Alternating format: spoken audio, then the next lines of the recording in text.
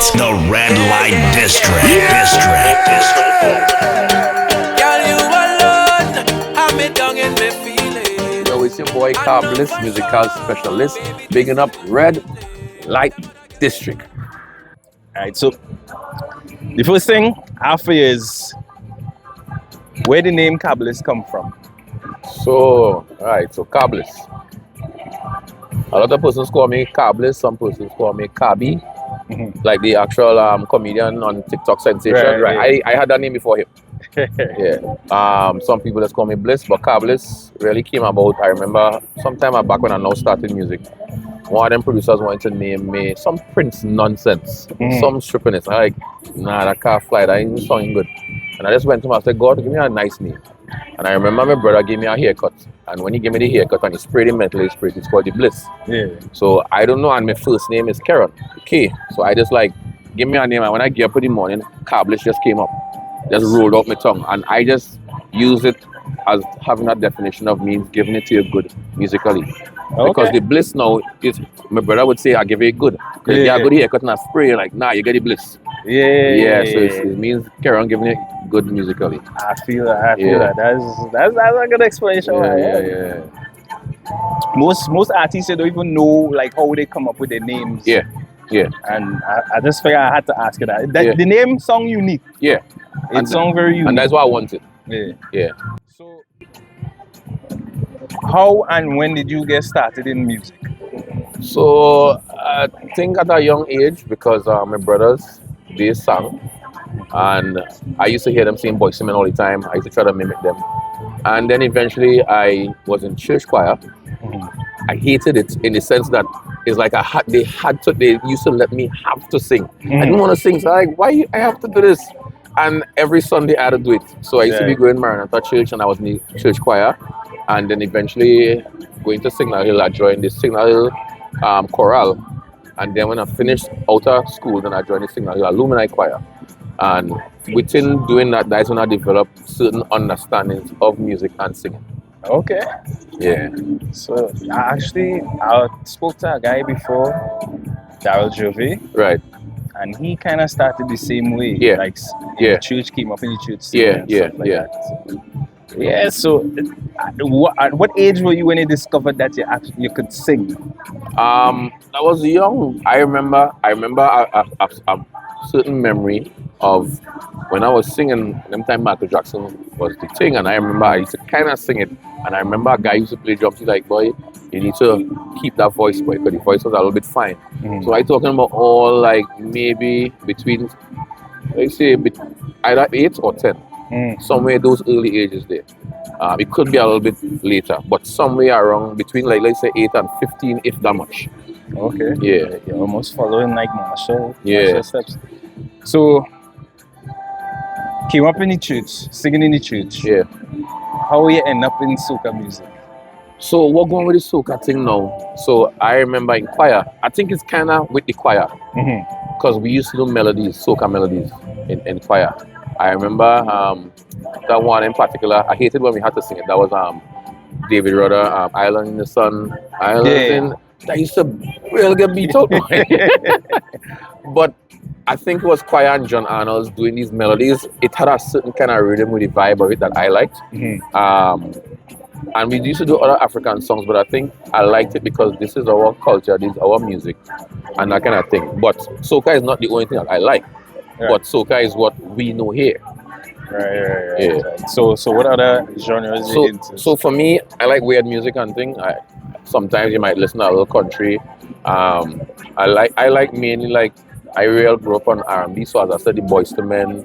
I grew up listening to Usher, all these guys. So I used to sing these songs. When I hear it, I would sing it. And I remember when I was going to Scarborough Tech, I would be singing, and besides from having brown eyes, I would sing. So then some of the girls was like, hey, you have a nice voice too. But them time, homeboy real shy. Yeah, so but I also really love Afrobeat.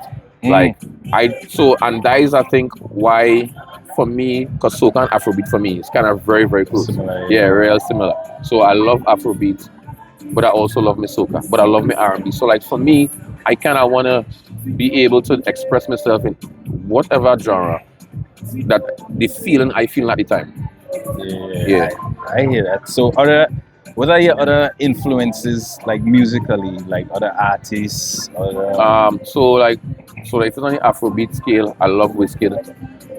I love Wizkid, and I love that whole vibe and energy that he just bring. I like Burna real bad, and a bunch of other different Afrobeat artists. I love Boy. I really like Marshall because for me, he's the benchmark. Yeah, that's the person you're trying to be. I love Bungie because I just like how Bungie is just go on there and just deal with the program. Like he vex. That time he not even vex, but he deal with it. But he reminds me of slightly of my personality. And I like I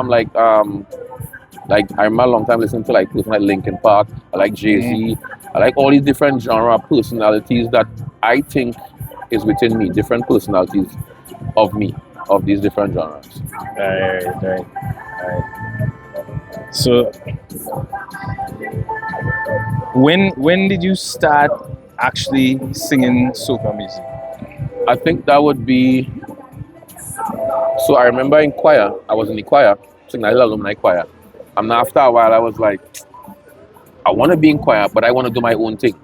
So I think I started singing probably since 2003. Okay, I think that's when I kind of dropped out. But the thing is that when I did that, he was trying to, because remember we in Tobago at a time, you're trying to find producers, you're trying to find space, and I don't know how to go about doing this. So it was a long journey to where I'm at now. But it was a meaningful one. I learned plenty of things, but I think I would say probably 2003. Yeah. So I don't know how the relationship is now, but shout out to Melanie because Melanie is the person who made me aware of you. Right. When you started singing, at least I think when I started hearing you singing soca music. Right. Big up Mel. Yeah, big up Mel. What was your relationship back then like? Was it like a producer? Or was manager? Mel boy? I would say Mel was a jack of all trades, and still is that kind of person. So Mel was, I remember we would have we would practice performances, and Mel is also the DJ. If anybody had to talk to me like they want to book me, Mel will talk to them as well. So Mel was doing everything. Mel was kind of jack of all trades. But I think also probably at times that may be overwhelming because remember both of us don't know stuff. We both learning. One might think that this is the right way, but many things there's never one right way to do it.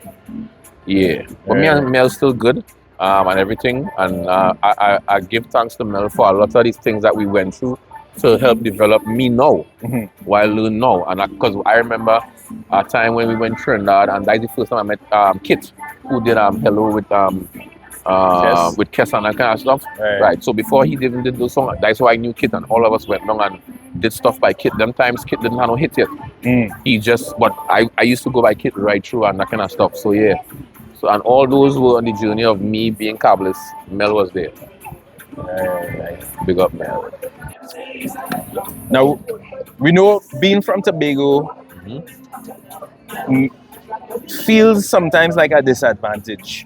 What challenges did you face as a brand new soca artist coming out of Tobago?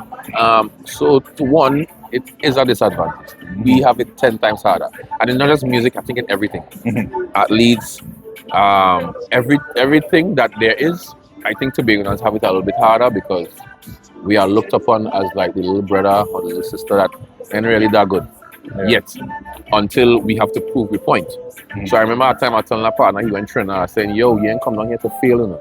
You have to win.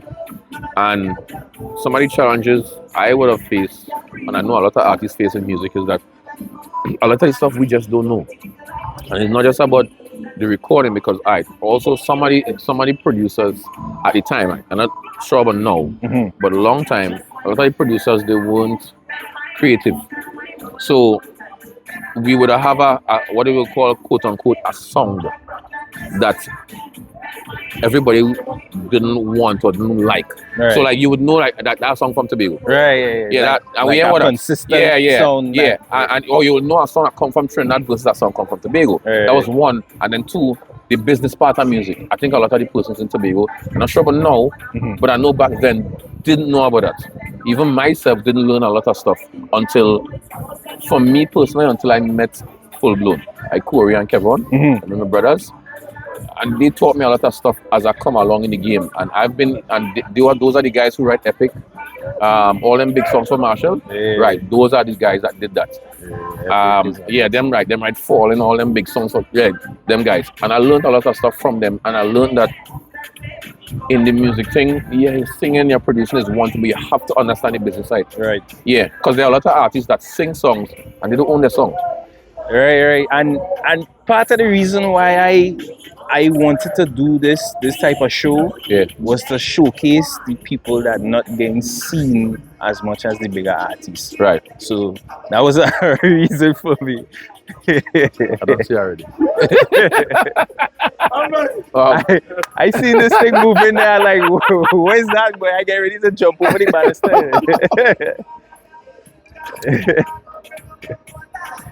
Yeah. So you were saying one thing that you wanted to do this interview because, well, one of the reasons why I felt like I wanted to do the show is that I felt like they were like artists and DJs who were producing good music, good quality music, but it was being overshadowed by the bigger heads, the more popular people, and I wanted to talk to more people like that, versus talking to the well-established people like Marshall, the Kess, the Bungie. I mean, I would like to talk to them and kind of pick their brain and see where they came from and stuff like that. But I want to see, me myself, I want to see like excuse the word, but the smaller artists kind of come to the forefront. I think for that to happen, especially as Tobago artists, I think we got to come together a little more. I remember a long time, a lot of these times, we would kind of think that we have to go against each other. And I don't know why. Like, we are a dot in this whole picture frame of music. We are a dot. As I said, like, I remember a time, I was in Trinidad, I went to one of the band rooms. Me and the guy good now, that was Soca Star. And I remember him going there and he was like, he just came up to me. I was giving him a joke at the time and he like, I don't remember doing that. He came up to me and he didn't know me. And this, I think Drew was there too, may his soul rest in peace. Ricardo Drew was there, Soca Star was there. I came with, I can't remember his name right now, Little Bit's husband. Can't remember his name right now. But he does, he's basically like a manager for some of these artists. And I remember I came there, Flippo and all them guys was there. And I remember going there and Soca Star was like, just walk up to me. You perform with the band? And I'm like, I don't know. All right, cool, let's walk off.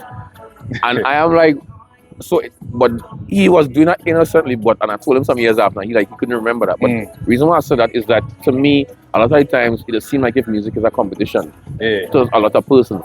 And even if you're not in the clique. And I'm saying, as Tobago artists, we have to kind of come together to form some form of unity because we are always at a disadvantage. If you watch like how Pretty and all of them come up, they will kind of, most of them is like, if you will call a batch, you know, like when they come out of the army or whatever, they were in my batch. So it's like you see Pretty, Fran, Soca Star, all of them was kind of in the same batch. And I'm saying the same kind of thing that has to happen with us here. But also a lot of us here, we just don't know. We just don't know. And I've learned now, even with music, you can have a good song, but if you don't have right marketing, the song will disappear. So like I remember watching that thing on Instagram, I think it was, and I remember they were saying that they spent, let's just say 50,000 on Rihanna song, but to market the song they spent $1 million. Jesus. And that was Umbrella.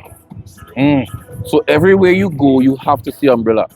Because they understood that when I market this, the shit out of this song, when I'm done, you walking in the sun, you want Umbrella. The rain, you have to get Umbrella. And you're thinking about that song when you hear the word Umbrella. And so these are things that I learned as I went along. And I learned now that, as I said, you can have a good song, but if it is that you're not marketing the song right, it's going to die. It will go die. That's true. Yeah. That kind of speaks to... So when you were talking to me earlier over WhatsApp and you were telling me about the video that you realize if you're not putting out a video... You're wasting time. You're wasting time because you see, the purpose of when you sing, remember, I could sing a good song, but if the crowd or the listeners can't connect with me, yeah, if you're not connecting with me as the artist, then it's like it's not making sense. So if you watch, Afrobeat has gone global, but if you watch like I just draw example, Burna Boy, we thinking that yeah was the first song. That is the first song we know. Right. He have like 20 million songs before that actually have music videos, but music videos are not cheap. Right. So then that's the other aspect, right? So then now it means that somebody has to invest, either yourself, somebody else, and you have to understand the investment that you are involved in. And you have to understand I have to give and I have to take. Right. Yeah, it can't just be one side. That's just how it is in life. So I don't know, as far as producers and music studios, Yeah. do you have to go to Trinidad or you have facilities over here? And So I don't know about now because I only now coming back in the game right. because I stopped for years. I remember a long time for me was only like Baby Torn and Murray. And I was more based with Murray because I live in Lowlands, Murray in Canby. It's easier for me to just walk across by Murray. But now with the other guys at Gerald Balfour, it's a different persons and things doing stuff. So I wouldn't say that you have to go to Trinidad, but it all depends on what you want. Right. A lot of times we think that we have to go by a big producer. It doesn't necessarily mean you have to go by a big producer. It just means that you have to go by a producer that fits you. Right. Because I remember when I did my song, I remember me and the guys were talking and we were like, if certain producers give you a certain fit, yeah, like so if you want, I'll draw example, if you want a certain kind of, like, let me use an example, Timbaland. If you know you want a kind of drum, kind of kick kind of way, you know it's Tim you have to go to. Right. Because he just delivers that. Yeah. And that kind of thing. But also I think when it comes to Tobago as a whole, whether it's singing, producing, we have to invest in our craft. I remember Casey always told me that. He said that is why Marshall is so good, because he invests in his craft. Casey Precision Production, and him good too. So I remember he always told me that he said you have to invest in a craft. So persons, you can't just expect to just sit down and want this wish of being a big singer to happen. It doesn't really work that way. You have to invest. Yeah, and you have to better your craft. Yeah, just that is pretty much just like everything else. Yeah. Everything else you do, you had to invest your time, money sometimes. Your energy, like how we are here. I'm sure when you started off, you didn't imagine you to have these lighting and these cameras and this stuff. I had no idea what this I was is what I'm doing. saying. So you had to invest, and this is you investing in your craft. So like I draw example even with Drake. I remember Drake used to go voice training classes. Drake don't really have to do that because he does more rap, but he realized that I don't want to just rap. I want to rap and sing. So he invested in that, and Drake is one of the hottest thing. Anything he drop is fire. Right. Yeah. Watch how you're moving. None of them girls